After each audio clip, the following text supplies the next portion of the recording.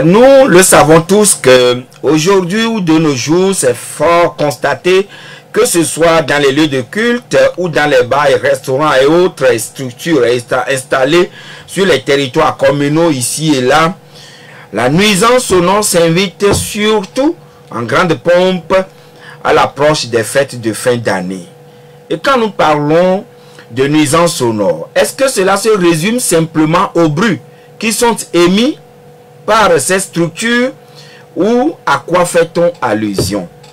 Ce matin, c'est le sujet qui sera au cœur de notre entretien avec monsieur le maire, qui nous évoquera la responsabilité de la municipalité sans pour autant occulter la responsabilité des détenteurs promoteurs donc de ces différentes structures.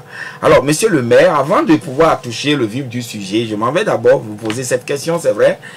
Comment se porte la commune Golfe 5? Bonjour, cher ami. La commune Golfe 5 se porte très bien. Vraiment? Très bien. Et nous disons merci au Seigneur pour sa grâce, sa bénédiction, surtout les citoyens de la commune Golfe 5. Nous avons constaté entre-temps que votre commune fut la première au Togo, hein, ça il faut le dire, sauf si vous me démentez, à acquérir donc des sonomètres dans le cadre de la lutte contre les nuisances sonores.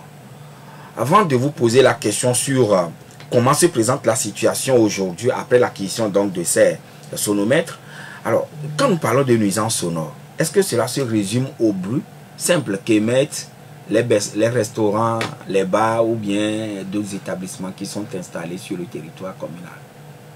Merci. Et lorsque nous parlons de nuisances sonores, il faut dire qu'il y a plusieurs sortes de nuisances et qui sont émises, que ce soit les bars, les restaurants, ou bien les engins, les engins que nous avons.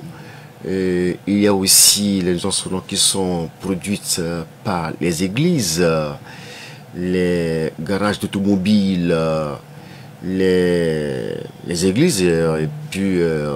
D'autres lieux de culte aussi? Si, il y en a plusieurs même, parce que vous savez, il y a plusieurs églises qui sont installées sous des hangars qui ne sont pas couvertes et donc qui émettent des bruits qui gênent parfois les populations dans les quartiers. Et il y a aussi des garages automobiles, des usines, des usines également, qui sont installées dans les habitations. En principe, avant d'installer une usine quelque part, il y a ce que nous appelons, d'ailleurs le Togo, après les dispositions, le Togo a réglementé cela. Et il faut d'abord faire ce que nous appelons l'étude d'impact environnemental.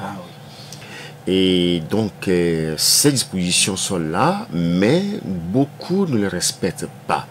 Et donc, vous verrez, dans des quartiers, il y a des usines qui sont installées, mais qui n'ont pas fait l'étude d'impact environnemental, ce qui gêne les riverains, les voisins tout le temps.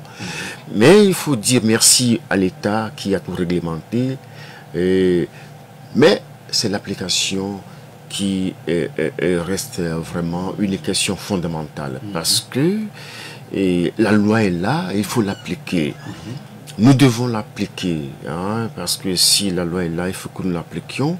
Mais c'est que parfois, des gens savent bien que l'État a pris les dispositions, l'État a mis... L'État l'a fait voter, l'État... La législation qui encadre ce domaine existe déjà. Existe bien, mais des gens ignorent ces législations et donc font de n'importe quoi. Et donc, c'est... Vous avez eu à citer, monsieur le maire, les garages, même les engins que nous conduisons, les lieux de culte, les bars, les restaurants et autres. Donc finalement, ça voudrait dire que nous tous, nous émettons, nous faisons de la nuisance sonore. Absolument, absolument. Mais lorsque vous avez, disons... vous avez des automobiles, disons des véhicules dans un garage qui émettent du bruit à midi. Lorsque vous avez des moulins qui travaillent à midi, à 13 heures, au moment où des gens doivent se reposer, voyez-vous, c'est des gênes pour la population, pour les citoyens que nous avons dans nos communes. Voilà. Et quelle est aujourd'hui la situation de la nuisance sonore dans votre territoire communal, puisque vous aviez été les premiers à acquérir les sonomètres pour pouvoir essayer d'encadrer un peu ou de réguler la situation à l'époque? Oui, effectivement, vous savez, l'OMS a pris l'exposition au niveau mondial, le Togo également a pris l'exposition au niveau national. Et quand nous voyons le code de l'environnement en son article 118, on dit l'État lutte contre les bruits. Vous verrez ça, l'État lutte contre les bruits. Oui, vous verrez ça dans le code de l'environnement togolais. L'État lutte contre les bruits. Article 118 du code de l'environnement. Et donc, c'est dire que l'État togolais, l'État a déjà pris l'exposition, la législation existe, et donc il faut que nous respections ces réglementations en vigueur. Et donc, c'est dans ce cadre que nous avons acquis, lorsque nous étions en déplacement en Europe, nous avons acheté le sonomètre. Je pense que c'était en 2021 que nous avions payé ça en Allemagne. Et nous étions effectivement les premiers à amener ça au Togo pour que la situation soit maîtrisée. Et donc, nous avons formé nos cadres, nos collaborateurs de la division de la voirie de la commune Ngor 5 qui, après des réunions, et ça, il faut que je le dise, avant que nous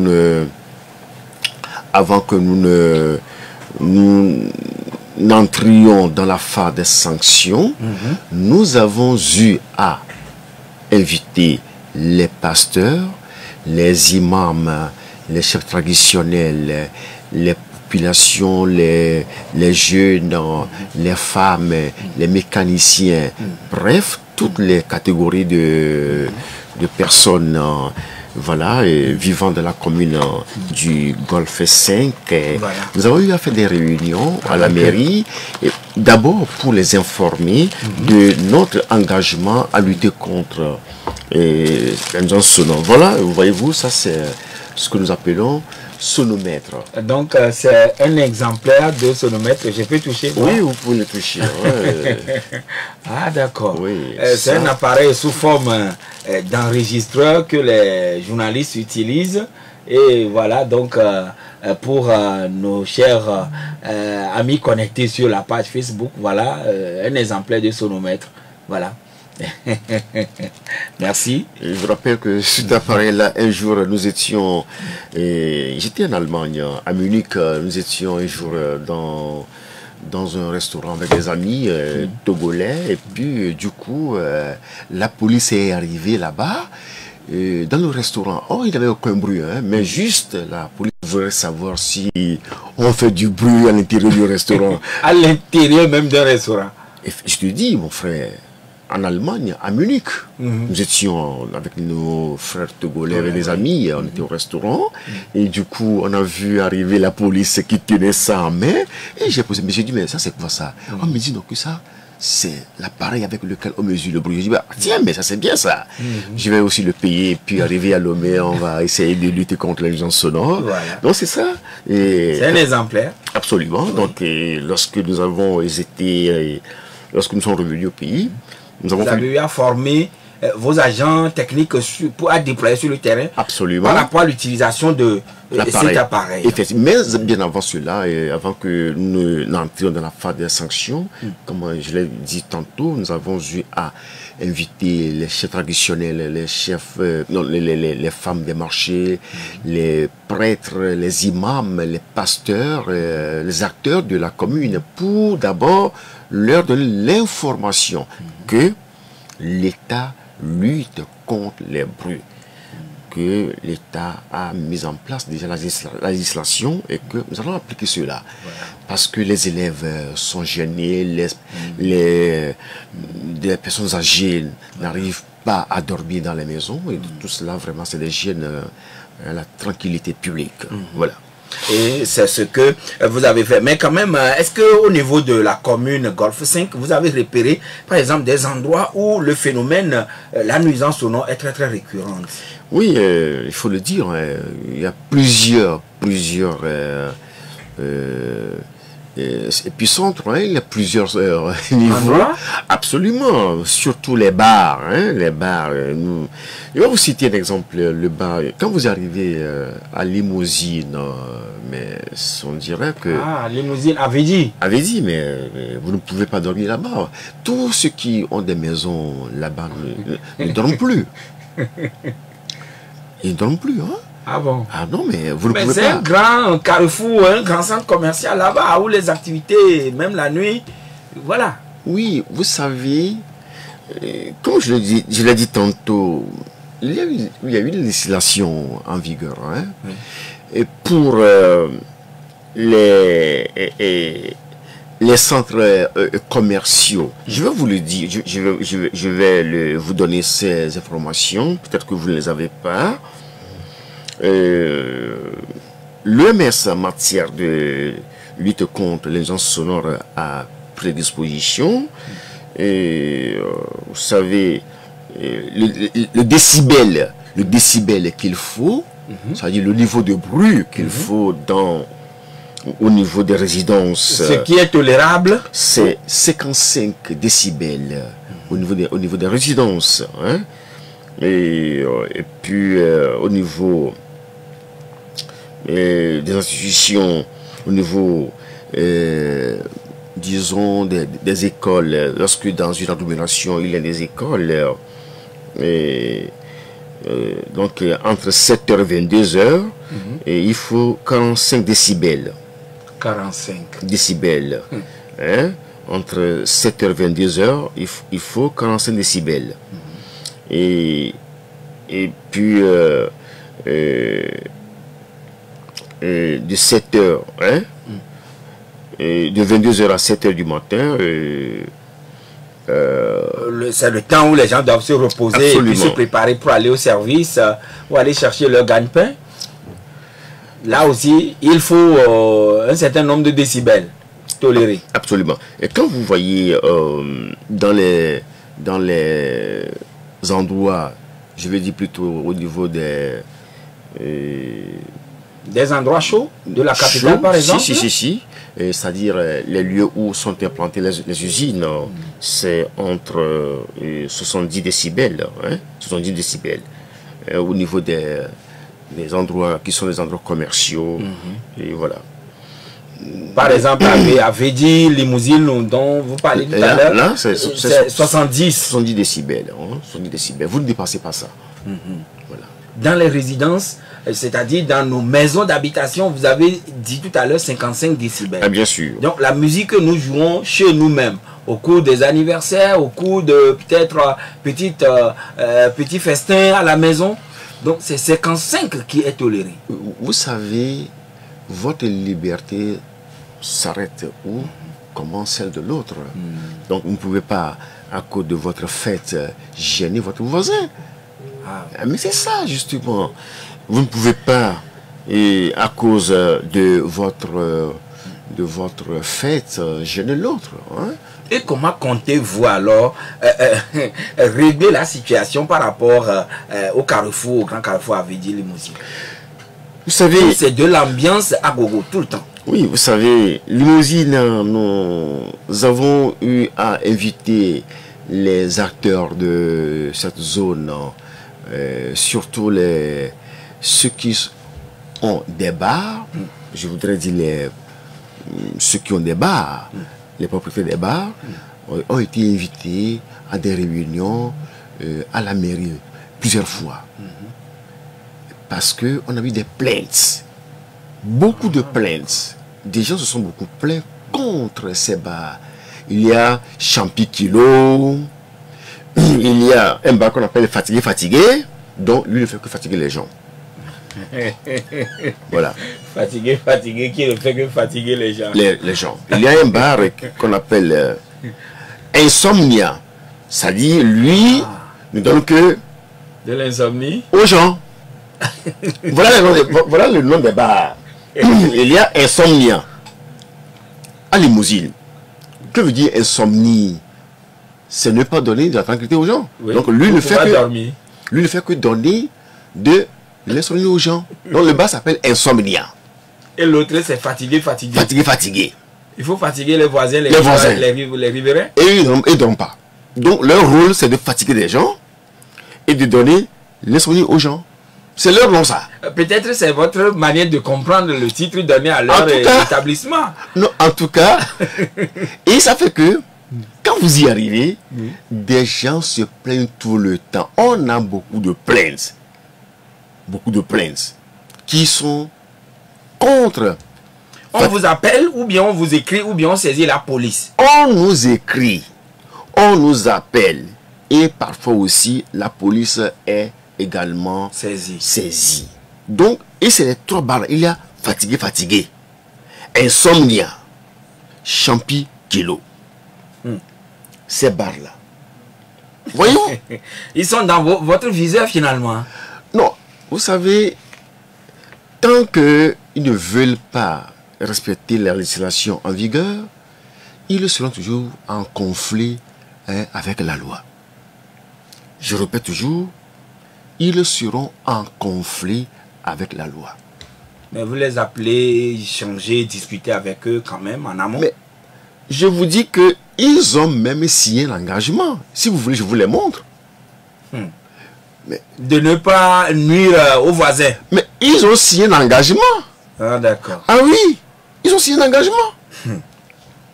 Ils ont signé l'engagement. Oui, mais en dehors de ces bars et autres, on voit aussi des gens qui vendent au feu tricolore là-bas avec des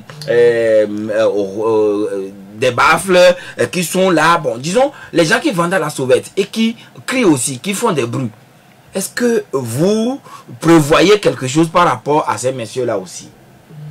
Ceux qui vendent au niveau des feux tricolores, vous savez, nous sommes dans la capitale. Et donc, nous avons des obligations qu'il faut respecter. Et par exemple, les feux tricolores, ces endroits ne sont pas des marchés. Voyez-vous, au niveau des feux tricolores, il ne faut pas... Non, c'est juste des petites activités afin de pouvoir joindre les deux bouts. Nous avons des marchés qui sont là. Mais ceux qui... pardon, ceux qui vendent au niveau des feux tricolores, et même parfois qui bloquent la visibilité même des feux tricolores. Il y en a beaucoup, hein, des gens qui installent même leurs marchandises contre les feux tricolores. Il y a des gens aussi qui ont des rouffers qui sont allumés avec des clés USB parfois équipées de micros et ils délivrent des messages vis-à-vis des passants qui sont à bord de leur véhicule, bien sûr les motos.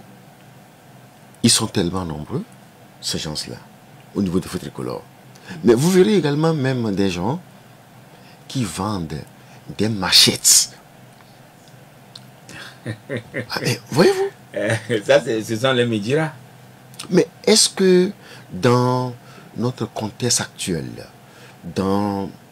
aujourd'hui où nous luttons contre le terrorisme, est-ce que c'est bon qu'on vende des machettes De manière ambulante? Ambulante au niveau des feux. Est-ce que c'est bon qu'on vend ça au niveau des feux tricolores? Qu'on circule avec des machettes entre les véhicules, qu'on se faufile entre les véhicules avec des machettes.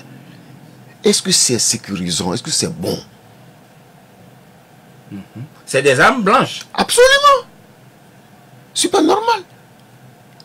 Qu'on circule avec des machettes entre les véhicules, alors qu'en ce moment nous parlons, nous luttons contre un fléau dans tout le Sahel, dans toute la sous-région ouest africaine, sur tout le continent, plutôt.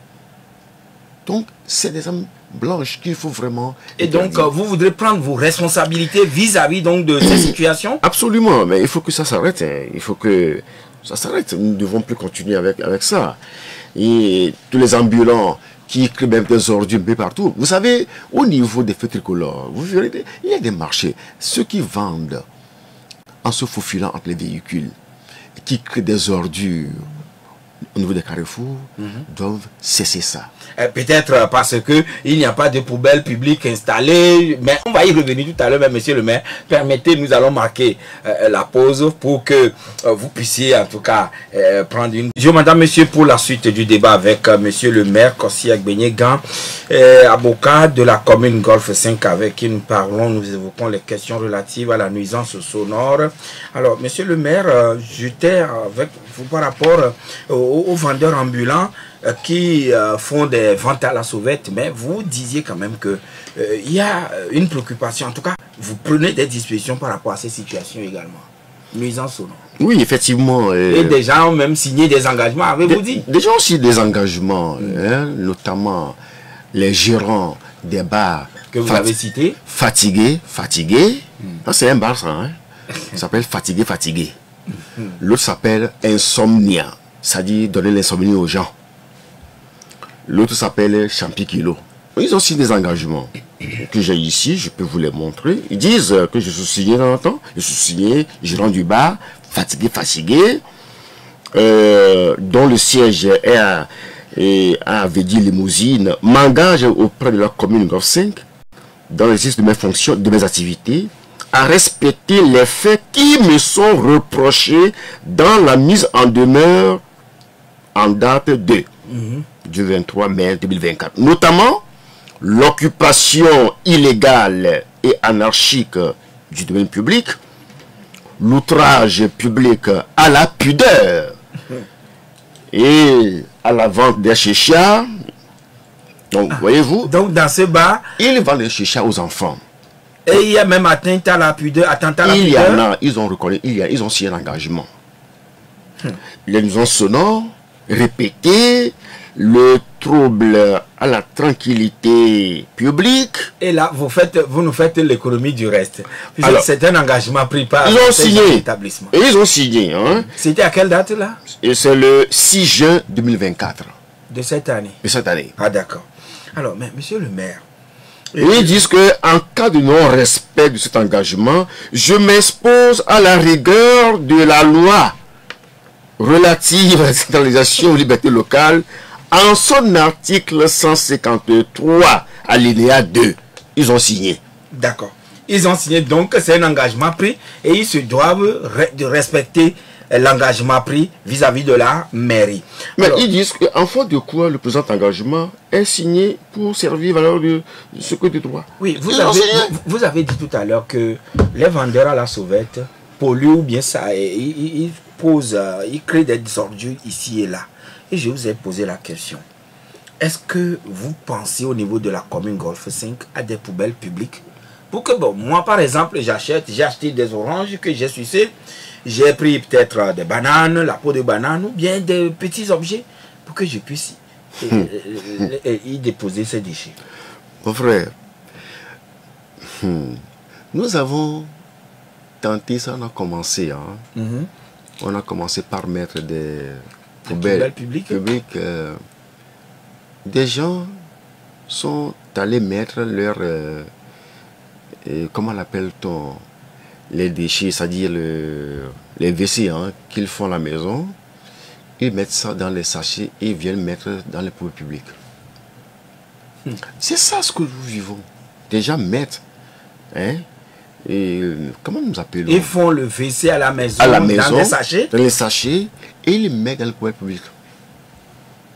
C'est ça. Des gens font les WC. Ils mettent ça dans le poubelle pété.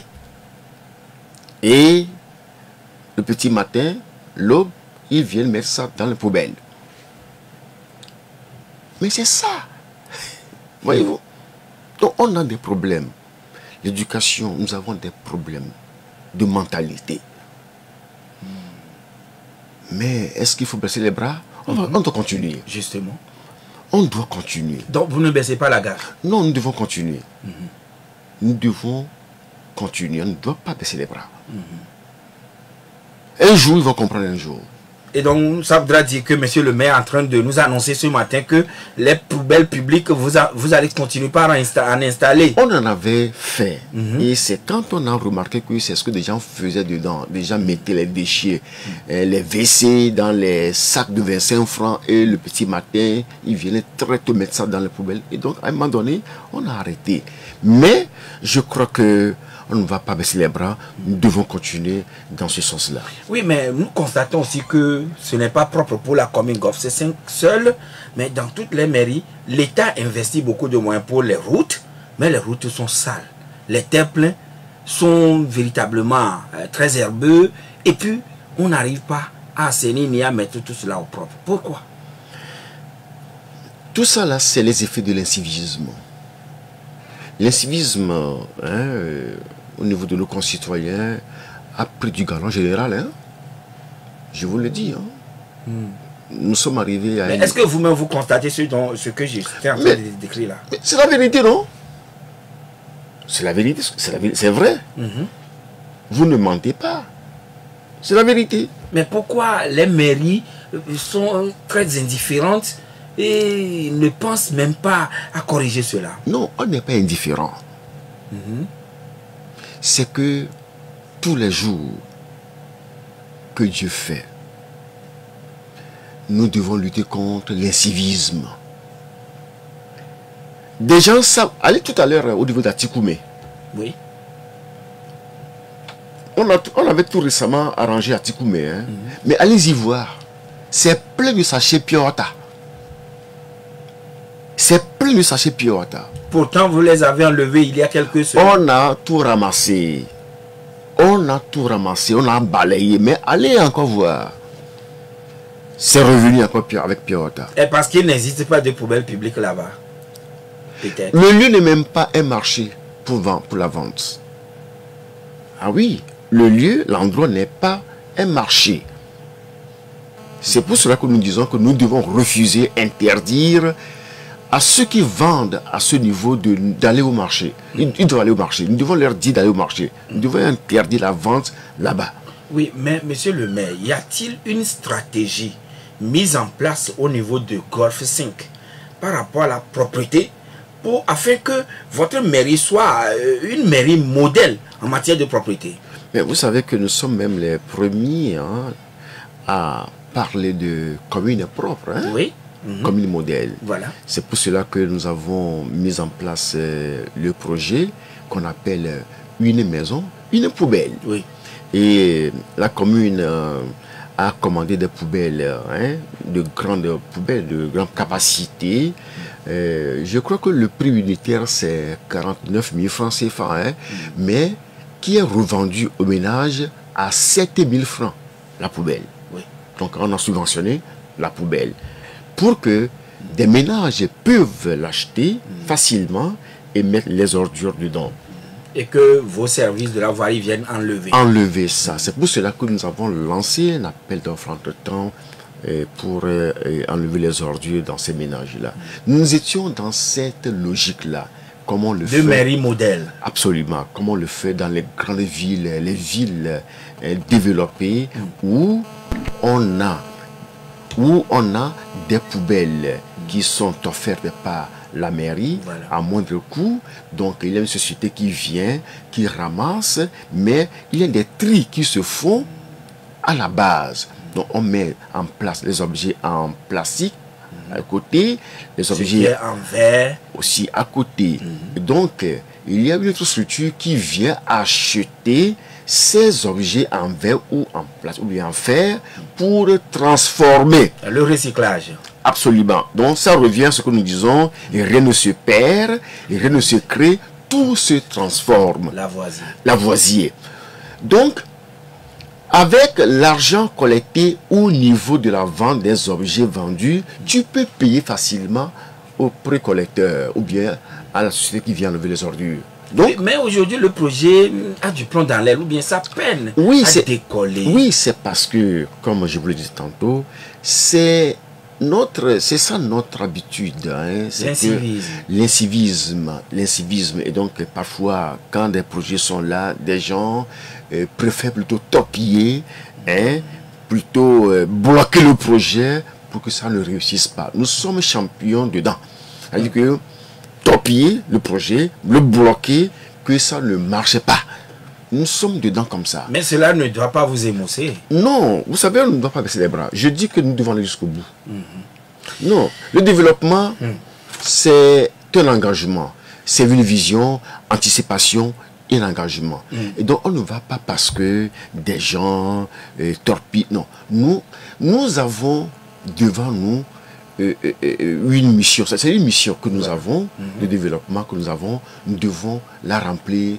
Et nous devons réussir cette mission. Voilà, vous devez réussir cette mission. Mais pourquoi, monsieur le maire, avoir déguerpi? Pourquoi la mairie a déguerpi? Et les gens là-bas citent nommément monsieur le maire, qui les a déguerpi, les vendeurs de véhicules d'occasion au parc d'Ounéon, vers Amadarome ou bien Madiba là-bas, sous la forêt urbaine. Pourquoi vous les avez déguerpi, monsieur le maire? Merci beaucoup. Et ils font quoi là-bas? Qu'est-ce qu'ils font là-bas? Ils vendent des véhicules, mais en mettant au propre aussi. Ils vendent des véhicules. Est-ce que c'est un marché de véhicules là-bas? Des véhicules d'occasion. Non, allez-y sur le... Allez vérifier à l'urbanisme. Vous verrez que l'endroit là, on a écrit espace vert. Depuis 1983. Espace vert. Donc quand moi j'étais arrivé à la préfecture, j'ai vu le plan. J'ai vu ça en 2009. J'ai vu ça. Puisque j'étais venu en 2001, mais j'ai vu le plan en 2009. Donc il y avait des banques là-bas, il y avait des maisons. Oh, on a écrit sur le plan de l'État, espace vert. Mais des gens sont allés lotir, ils ont vendu espace vert. Les gens ont conçu même des maisons à étage là-bas. Bien sûr. Mais j'ai dit non, mais écoutez, ça doit s'arrêter. On ne peut pas prévoir quelque chose pour le pays et puis des gens vont venir occuper parce que... non, il faut arrêter ça. Et donc, nous avons dit non, il faut arrêter ça. Il faut que ce que l'État a prévu, ça doit être fait. Et donc, il y avait des maisons là-bas. Mais on a dit, écoutez, nous devons remettre... Donc, les bulldozers étaient mis à contribution pour... Nous devons remettre ce que l'État a prévu. Mais dans les villes modernes, il y a des endroits, quand vous y allez, c'est joli à voir. Des forêts urbaines. Mais des forêts urbaines. C'est du vert, c'est tout est joli. Nous avons des villes vertes. C'est ça qui fait la beauté de la ville. Et vous avez l'oxygène gratuitement. La ville est belle parce qu'il y a des espaces verts. Donc, on a remis en place ce que l'État a prévu. Donc, nous avons tout nettoyé. Alors, si des gens avaient là-bas des maisons et aujourd'hui on nettoie, on a planté et que des gens en font maintenant un marché, vous pensez que ceux-là qui avaient des maisons seront contents? Ceux qui avaient des maisons là-bas et ces maisons avaient été démolies. Et l'espace est devenu forêt urbaine. Est-ce qu'ils seront contents? Seront contents de voir des véhicules là-bas, de voir là-bas devenir un marché de véhicules? Non, soyons logiques. Mais est-ce qu'ils ne payaient pas la mairie? Non, vous savez, je vais vous dire quelque chose. Hein. Moi, je dis souvent aux gens que ce n'est pas à cause des recettes qu'il faut saboter la beauté de la ville. Ce n'est pas... On ne doit pas. On ne doit des recettes, il faut saboter la beauté de la ville. Saboter la beauté de la ville. Non. Pas parce que... C'est un engagement? Mais c'est ça. Pas parce que nous voulons avoir de l'argent, nous voulons avoir des recettes et il faut aller vendre. Non. Et saboter la beauté de la ville. Non. Donc, monsieur le maire, depuis la délégation spéciale jusqu'au Golfe 5, des gens vous avez attribué un petit sobriquet. Oh, maire nous balalo. Bon, vous en riez ou bien vous vous êtes dit, vous assumez votre responsabilité en tant que quelqu'un que l'État a mis là-bas? J'assume ma responsabilité. J'assume. Vous savez, malgré les grincements, vous savez, une mission, le poste que nous occupons est une mission. Ce n'est pas une opportunité. Le poste que nous occupons est une mission. Qu'on doit accomplir. Absolument. Le poste, c'est une mission, ce n'est pas une opportunité. C'est là où quand vous mélangez les deux, vous pensez que c'est une opportunité pour moi, c'est là où vous n'allez même pas travailler. Vous n'allez même pas pouvoir avoir comment appelle-t-on, parce que vous pensez que non, c'est une opportunité, attention, il faut faire doucement. Le poste, c'est une mission. D'accord. Donc, nous l'assumons pleinement. Et donc, ceux qui étaient sous les arbres là-bas, qui me nettoyaient, ceux qui jouaient de la musique, écoutez, tout ça là, vous les avez dit, messieurs, quittez les collègues. Ils n'ont qu'à chercher dans nos pouvoirs les véhicules. D'ailleurs, nous avons, s'ils veulent, ils n'ont qu'à nous écrire, on va aller chercher de l'espace ailleurs. D'accord. Mais là-bas, là... Au moins, il y a cette opportunité, cette petite ouverture que vous leur avez laissée. Ils n'ont qu'à nous écrire, on va leur chercher de l'espace ailleurs. D'accord. Parce que, quand nous voyons l'article 82 de la loi sur la décentralisation, on dit que c'est la mairie, avant toute occupation du domaine, doit avoir une autorisation d'abord, c'est ça. Voilà. On va permettre à quelques Togolais qui vous suivent maintenant de pouvoir vous poser des questions. Vous allez devoir prendre le casque. Oui. Alors, nous avons Monsieur Pelé en ligne avec nous. Monsieur Pelé, bonjour. Oui, bonjour. Oui, comment allez-vous? Oui, je salue notre excellent. Moi, d'abord, je félicite la politique parce que j'ai tout le temps dit qu'il faut encourager. Il faut principalement désencourager nos trottoirs. Parce que nous n'avons plus de trottoirs. Il est le seul qui fait ce bon boulot. Donc il faut le féliciter. Donc vous saluez son engagement de déguerpir. Propre. Ça c'est un travail propre. Il faut un préfet pour toutes les gosses même. Il faut un préfet pour faire ce travail-là, moi je le dis. Parce que les gens cachent leur politique. Parce que les gens, ce poste-là, c'est comme poste électif. Les gens ont peur de désengager parce qu'ils ne seront plus élus prochainement. D'accord. Merci. Vous saluez ce que le maire fait. Merci, Monsieur Pelé. Et nous accueillons Papa Sibiti. Bonjour, Papa Sibiti. Monsieur Joachim, mon directeur, et à Coco, je vous remercie pour ce matin d'avoir la liste. Monsieur le maire, bonjour. Bonjour, papa, mes respects, papa. C'est votre papa qui vous appelle. Vous savez, vous êtes un maire que nous admirons, comme l'a dit M. Pelé. Mais ce que vous faites là, depuis un certain moment, vous avez abandonné. Nos lampes ici là sont éteintes. Mais je vous dis, les vendeurs. Les lampadaires publics? Ah oui. D'accord. Ceux qui sont le long des caniveaux que vous avez fait. Venez voir quel niveau de Malou ici, Pérou. Allant vers le commissariat de Johnny, le caniveau qui est au milieu, vous ne verrez que des macaronis ou bien comment vous les appelez. Chez nous, Peuple Canabla fait son travail, mais notre esprit de faire, monsieur le maire, à partir de ce instant, vous êtes un maire que nous applaudissons. Quand vous allez sortir, ayez une cellule qui circule. D'accord. Les tiroirs là, allez voir en venant de le président coup constitutionnel. Il y a un petit répondez. Satan, les femmes m'appellent, ils disent quand monsieur Vidante était là, ce n'était pas comme ça. C'est pas parce que le maire avocat est là qu'on va vous aider à l'autre frère. Ce matin, envoyez vos choses, tout ça là. Vous les appelez, ils ne prennent pas. D'accord, Papa Sibiti, monsieur le maire vous a sérieusement écouté, il a compris certainement votre message, vous lui demandez d'envoyer ses agents pour vérifier ce dont vous parlez. Merci, c'est très très bien noté pour vous. Alors, monsieur Senghor, bonjour. Bonjour. Oui. Je salue le maire. Bon, M. Joachim, j'ai deux questions, s'il vous plaît, pour le maire. Oui. Bon, ok, vous venez de nous poser la question de savoir, les gens l'ont supprimé ou bien lapidé le transfert des maisons. Bon, pour cela, autant de la demande, aucun maire de Togo n'a jamais cassé les maisons.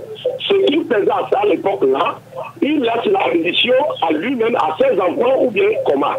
Vous dites, il faisait quoi? Il cassait les maisons. Et il faisait quoi à lui-même? Ils ont tenté, ils sont morts parce que leur maison a été cassée par l'avocat. C'est la malédiction, mais c'est la bénédiction. Bien noté.